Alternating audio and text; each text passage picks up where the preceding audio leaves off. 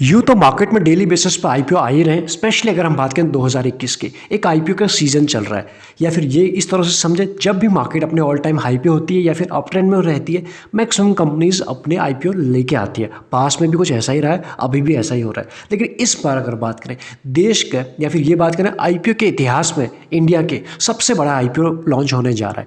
इससे पहले अगर बात करें 2010 में कोल इंडिया का आईपीओ आया था, जिसका रफली साइज अगर बात करें 15,000 करोड़ के आसपास था।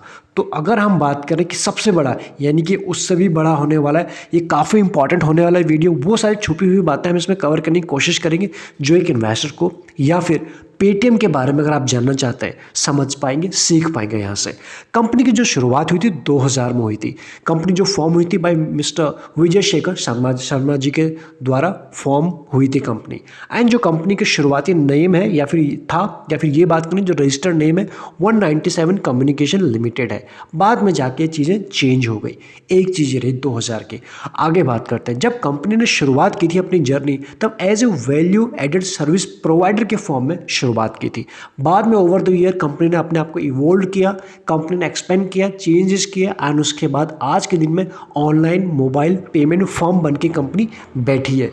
ये है 2000 तक का इतिहास। उसके बाद आता है 2009, जब कंपनी ने अपना फर्स्ट, जिसे हम बोलते हैं first digital mobile payment platform, जिसे हम पेटीएम ऐप बोलते हैं, वो लॉन्च किया था। एन ऑफर किया था जिसके थ्रू कैशलेस पेमेंट सर्विस, कि यहाँ से आप सारी चीज़ें कर सकते हैं। 2009 में क्या क्या कर सकते थे उस वक्त, या फिर जो आज हम सर्विस यूज़ करते हैं, जो मनी ट्रांसफ़र की बात कर लें, या फिर रिचार्ज की बात कर लें, या फिर अदर ऑनलाइन पेमेंट, ये सारी उस चीज़ के थ्रू, इसके प्लेटफॉर्म के द्वारा कंपनी ने देनी शुरू की। उसके साथ ही अगर हम बात करें, कुछ इनके और भी सर्विसेज हैं, जैसे कि हम बात करें डीटीएच रिचार्ज हो गया, या फिर हम बात करें data card, mobile recharge, metro card recharge, सारी चीज़ें देती है कंपनी सर्विस। ये तो हम बेसिक हो गया आज के दिन में, लेकिन तब से ही कंपनी ने शुरू किए थे। अब बात करते हैं, सवाल ये निकल के आता है कि जो पेटीएम है वो अर्न कैसे करती है। उस चीज़ को ज़रा सा यहाँ आप अच्छे से समझिए। पेटीएम जो उनके जो रेवेन्यू आता है, वो आता है दो पार्ट में। एक होता है ट्रांजैक्शन फीस चार्ज, ये और ट्रांजैक्शन फ़ी, और ये किससे चार्ज किया जाता है, मर्चेंट से किया जाता है, बेस्ड ऑन द परसेंटेज। एक तो उनसे किया जाता है, और दूसरा होता है कन्वीनियंस फ़ी, और ये किससे लिया जाता है, कस्टमर से लिया जाता है। और ये कब लिया जाता है, जब भी आप बुक करते हो टिकट किसी ट्रैवल की या फिर एंटरटेनमेंट की, वहाँ से इनके पास रेवेन्यू आता है। इसको और सिंप्लीफाई करके समझाने की कोशिश करें। अगर आप रिसेंट में आईआरसीटीसी की टिकट बुक करेंगे, तो आपको जैसे आप पेमेंट के आसपास पहुंचेंगे, वहाँ पे आपको दो ऑप्शन आएंगे। अगर आप पेटीएम से करेंगे तो आपका इतना कन्वीनियंस फ़ी कटेगा, और अगर आप भीम ऐप के थ्रू या फिर ऐसे करते हो तो आपको इतना कटेगा। तो आप उस चीज़ से समझ सकते हैं, ये है इनका अर्निंग मॉडल। साथ ही में अगर हम बात करें, पेटीएम कभी भी कैशबैक, या फिर कैशबैक नहीं, जो कूपन देता है, जैसे गूगल पे देता है, जो हमें पेमेंट करने पे शुरू में कैशबैक दिया, वैसे कभी भी नहीं देता है। अब बात करें 333 मिलियन प्लस इनके क्लाइंट बेस है, जिसे आप काफ़ी अच्छा कह सकते हो। साथ ही अगर बात करें 21 मिलियन प्लस इनके रजिस्टर्ड मर्चेंट है। ये नंबर आपको काफ़ी अच्छे दिखाई पड़ रहे होंगे।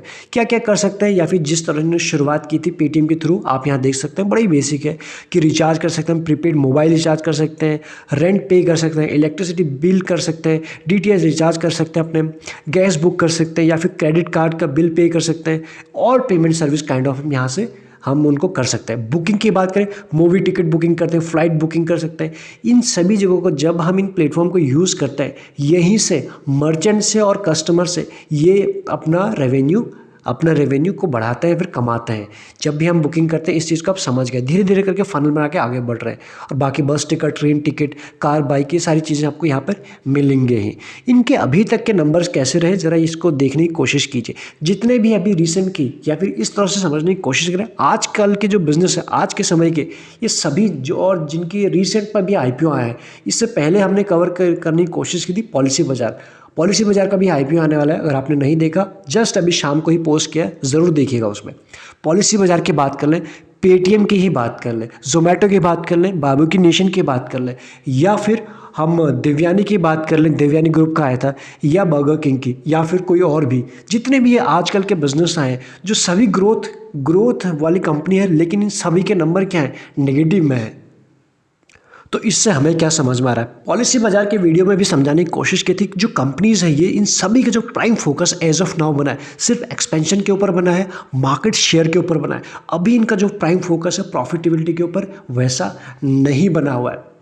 क्या कंपनी नहीं जानती कि उनके नंबर नेगेटिव है साल दर साल? क्या अगर ये जानती है और नंबर नेगेटिव है फिर भी जो बड़े बड़े इन्वेस्टर हैं क्यों इन्वेस्ट कर रहे हैं? समहाउ वो जानते हैं इस चीज़ को कि मार्केट शेयर एक बार अच्छे से कैप्चर कर लिया जाए उसके बाद इन कंपनीज में वो दम है कि बाद में ये खुद पॉजिटिव आ जाएंगी।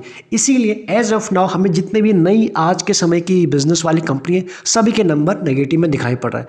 पेटीएम की अगर हम बात करें, यहाँ पे आप देख सकते हो 19 में देखोगे इसकी एसेट क्वालिटी 87,000 प्लस। उसके बाद मार्च 2020 यानी पिछले साल इंप्रूव हो गई थी। उसके बाद 102 प्लस, 102 प्लस।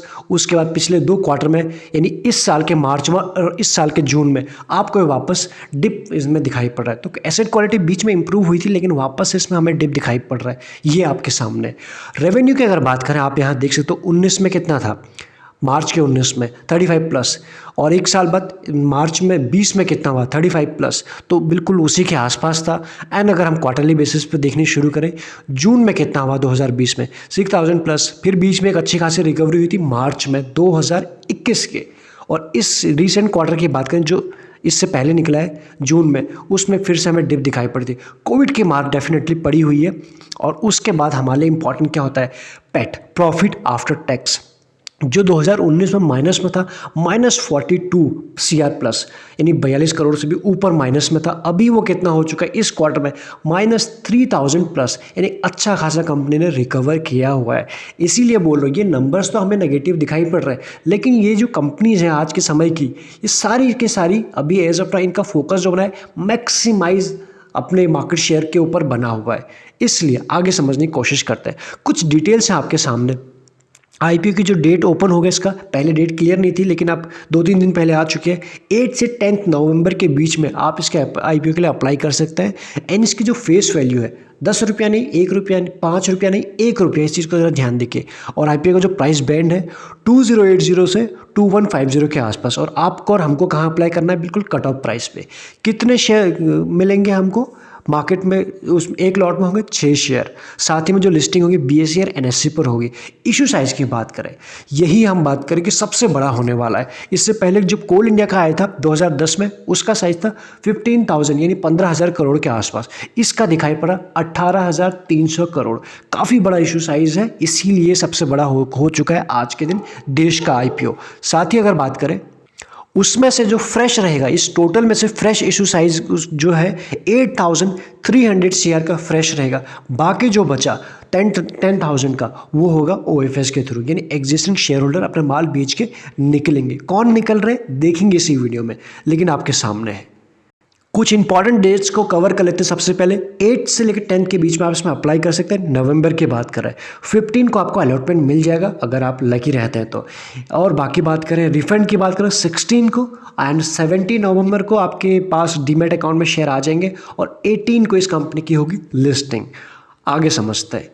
इसके अगर लॉट साइज़ की बात करें, एक लॉट में 6 ही शेयर होंगे और जिसके लिए आपको पे करने होंगे 12,900। इसका कुछ ऐसा ही मैथ बैठी हुई है। मैक्सिमाइज की बात करें, रिटेल कोटा में आप 15 लॉट के लिए अप्लाई कर सकते हैं जिसमें आपको मिलेंगे 90 शेयर और उसके लिए आपको पे करने होंगे 1,93,500 के आसपास। अब समझने की कोशिश करते हैं रिजर्वेशन क्या है IPO का। यानी जो मैक्सिमाइज है 75% will be reserve for qualified institutional buyer, जिसे हम बोलते हैं QIB, यानी मैक्सिमम उनके पास है। 15% है नॉन इंस्टीट्यूशनल इन्वेस्टर। और रिटेल कोटा के लिए कितने हैं, सिर्फ 10% के आसपास। तो आप यहाँ समझ सकते हैं जो बेसिक, वैसे तो IP का नियम है कि रिटेल के लिए 35, लेकिन कभी कभी हमें इसमें चेंज होते हुए दिखाई पड़ सकता है और ये आपके सामने इस वक्त भी हो रहा है। एक ये इंपॉर्टेंट चीज़ है जो आपको जाननी है। दूसरी बात करें, इससे पहले जब अगर हम बात करें कंपनी का IPO तो अभी आ रहा है और लेकिन ये खबरों में या फिर मोस्ट अवेटेड था ये IPO काफ़ी लंबे टाइम से। तो उससे पहले जब इसका साइज़ रखा गया था तब जो आज 18,300 के आसपास है, पहले इतना नहीं था, पहले थोड़ा कम था। समझते हैं कितना है। रफली 16,600 के आसपास था पहले इसका जो साइज़ रखा था। उसके बाद कंपनी ने थोड़ा सा और बढ़ाया, यानी कि ओएफएस के थ्रू कुछ लोग और अपना माल बेच रहे हैं यहाँ पे। अभी समझ में आएगा हमें कौन कौन निकल रहे। तो उसके बाद पहले 16,600 था, तब भी ये देश का नंबर 1 होता, और अभी है तो 18,300 के आसपास हो चुका है। तो एक काफ़ी बड़ा आईपीओ इसका साइज़ दिखाई पड़ रहा है। अब समझते हैं कुछ और important details. After the increase of the payment, जिसका जो ये हो चुका है 10,000, तो इसका ओएफएस की वैल्यू है। अब बात करते हैं इस कंपनी के, बहुत सारी कंपनीज़ का इसमें, या फिर ये बात करें बहुत सारे इन्वेस्टर का इसमें इन्वेस्ट किया हुआ है एज ऑफ नाउ। इसमें अगर कुछ के हम नाम लेने की कोशिश करें, सॉफ्ट बैंक इस कंपनी के इन्वेस्टर हैं, एंड ग्रुप, अलीबाबा आपने सुना होगा, एंड उसके बाद एलिवेशन कैपिटल, ये है इसके टॉप। जो अगर हम बात करें इसके investor as of now, will be among the major participant divesting a part of their holding. तो ये वो कंपनी है, इनके पास अच्छी खासी होल्डिंग है इन कंपनी में, सभी के पास है। तो ये सभी लोग थोड़ा थोड़ा करके कुछ अपना माल बेच रहे हैं। थोड़ा soft bank, and group, Alibaba and Elevation, and उसके बाद ये सभी लोग अपना एक part, tiny part of sale कर रहे हैं। एक चीज़ आपके लिए जाननी ज़रूरी है, आप अभी तक ये समझ गए सारी डिटेल के साथ कि रिटेल कोटा में 10% के आसपास है तो आईपीओ मिलना, ऑल्दो आईपीओ का साइज़ काफ़ी बड़ा है तो 10% में भी काम हो सकता है, मिल सकता है। आगे समझने की कोशिश करते हैं। अब आप यहाँ देख सकते हो कि किस किस ने बैक किया हुआ है इस कंपनी को। ये स्लाइड आपके लिए काफ़ी इंपॉर्टेंट होने वाली है। सबसे पहले आप ये देख लीजिए कि कौन कौन है टॉप इन्वेस्टर इस कंपनी में। आप यहाँ देख सकते हैं एंड ग्रुप की अगर हम बात करें 30% की होल्डिंग उनके पास है। सॉफ्ट बैंक की बात करें 18.73 उनके पास है होल्डिंग। बाकी एलिवेशन ग्रुप की अगर बात करें तो आप देख पाएंगे एलिवेशन कैपिटल की 17.65%। एंड विजय शेखर शर्मा, ये कौन है इस कंपनी के प्रमोटर या फिर फाउंडर, और यही जो हमारी बात हुई थी 2000 में कंपनी फॉर्म हुई थी, एंड वहीं से इन्हीं के थ्रू फॉर्म हुई थी। तो उनके पास है रफली बात करें 15% के आसपास। अलीबाबा की बात करें, ये भी नाम आपने सुना होगा, 7.32%। इसके बाद दो अदर है 11% के आसपास। तो ये है इसका शेयर होल्डिंग पैटर्न। इसके अलावा एक और नाम ऐसा है जिसमें जिन्हें इन्वेस्टिंग का या फिर ये बात करें शेयर मार्केट का भीष्म पितामह कहा जाता है, जिनके हम नाम सुने, वॉरेन बफेट, आपने नाम सुना होगा। जी हाँ, उनका भी इस कंपनी में इन्वेस्टमेंट है। तो ये सभी लोग हमने देखा कि कुछ लोग कुछ ना कुछ अपना टाइनी पार्ट अपना जो है इस बार ओएफएस के थ्रू थोड़ा सा माल निकाल रहे हैं। सबसे पहले नाम लेते हैं रतन टाटा जी का, ये नाम भी आपने सुना होगा। उनके पास एज ऑफ नाउ पेटीएम में 75,000 प्लस की शेयर है। इतने शेयर एज ऑफ नाउ वो पेटीएम में ओन करते हैं थ्रू R&T एसोसिएट के नाम से। Is planning to offload some of them. तो रतन टाटा जी है, कुछ टाइनी पार्ट अपना निकालेंगे। साथ ही में अगर हम बात करें वॉरेन बफेट की जो कंपनी बर्कशायर हैथवे, उनके पास भी अच्छी खासी होल्डिंग है इस कंपनी में, विच ओन 17 मिलियन पेटीएम शेयर। तो आप यहाँ से समझ सकते हैं will offload a tiny portion. तो सभी लोग नहीं बेच रहे, ऐसा नहीं कि सब लोग जीरो करके निकल रहे हैं। उन्हें पहली बात तो उन लोगों को पता था कि ये कंपनी एक अच्छी वैल्यूएशन आगे जाके अच्छी वैल्यूएशन क्रिएट कर सकती है, अच्छा रिटर्न दे सकता है। इसीलिए वॉरेन बफेट जी ऐसे वैसे कंपनी में इन्वेस्ट नहीं करेंगे। प्लस सिर्फ वही नहीं, अलीबाबा छोटा नाम नहीं है, एंड ग्रुप छोटा नाम नहीं है, सॉफ्ट बैंक छोटा नाम नहीं है। तो इसलिए आप इस चीज़ को समझ सकते हैं। तो ये सारे लोग क्या है, ये छोटा छोटा पार्ट, अपना टाइनी पार्ट सभी लोग ओएफएस के थ्रू माल निकालने की कोशिश करेंगे। अगर हम बात करें वॉरेन बफेट जी के, अबाउट 1200 शेयर के आसपास वो ऑफलोड करेंगे। तो यहाँ पे हमने देखा रतन टाटा जी की भी थोड़ा सा करेंगे, बर्कशायर हैथवे, वॉरेन बफेट जी भी कंपनी करेंगे, एंड उसके बाद बाकी कुछ नाम हमने यहाँ पे देखे कि जो विजय शेखर शर्मा जी हैं, सॉफ्ट बैंक है, एंड ग्रुप है, सभी लोग थोड़ा थोड़ा करके जो टोटल 10,000 शेयर का जो बन रहा है वो इन्हीं सबके कॉम्बिनेशन से बन रहा है। ऐसे में आप बात करें एक बेहतरीन कंपनी है, ये हमने देखा। आने वाले टाइम में इसका स्कोप और भी बढ़ेगा, ये हम सभी जानते हैं। आगे समझने की कोशिश करें इसके आईपीओ के लिए। डेफिनेटली हम सभी को एक एक लॉट के लिए अपने फैमिली मेम्बर के नाम से अप्लाई करना चाहिए। इसका यही एक तरीका होता है मैक्सिमाइज़ करने का अपने आईपीओ के अलॉटमेंट के चांसेस को। तो उसके लिए आपको जितने भी आपके फैमिली मेम्बर में पर्सन है उन सभी के नाम से एक लॉट के लिए अप्लाई करना चाहिए। और उसके लिए आपको चाहिए होगा डीमैट अकाउंट, अगर है तो अच्छी बात है, नहीं है तो डिस्क्रिप्शन में आपको लिंक्स मिल जाएंगे, फ्री में आप अकाउंट ओपन करा सकते हैं, जिसके साथ भी आप कंफर्टेबल है अकाउंट ओपन करा सकते हैं। अदरवाइज लगे यूजफुल तो आप एक्स्ट्रा रनिंग के लिए ज्वाइन बटन भी कंसिडर कर सकते हैं, वो आपको चैनल पर मिल जाएगा।